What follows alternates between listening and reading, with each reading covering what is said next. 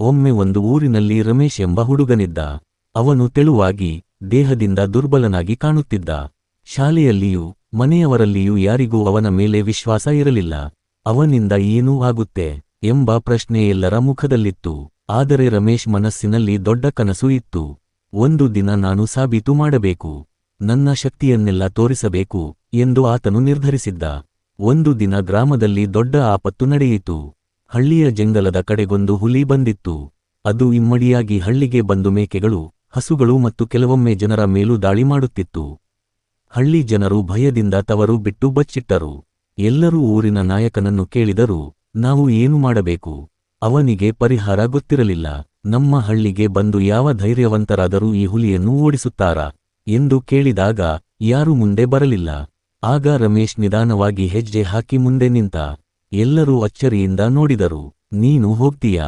ಯಾರೋ ಕೇಳಿದರು. ನಿನಗೆ ಎಷ್ಟು ಶಕ್ತಿ ಇದೆ? ಅವನ ಉತ್ತರ ಸರಳವಾಗಿತ್ತು, ಆ ಶಕ್ತಿ ನನ್ನ ಮನಸ್ಸಿನಲ್ಲಿ ಇದೆ. ಅವನು ಒಂದು ಯೋಜನೆ ಹಾಕಿಕೊಂಡ.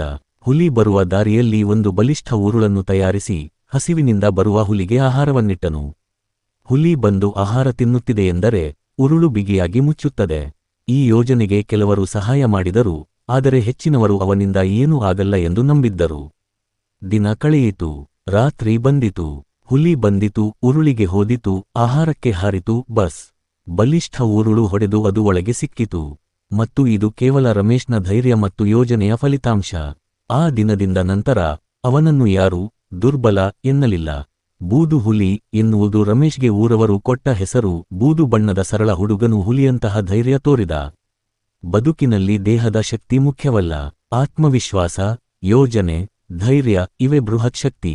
ಯಾರೂ ನಂಬದಿದ್ದರೂ ನಾವೇ ನಮ್ಮ ಮೇಲೆ ನಂಬಿಕೆ ಇಟ್ಟರೆ ಏನು ಬೇಕಾದರೂ ಸಾಧಿಸಬಹುದು.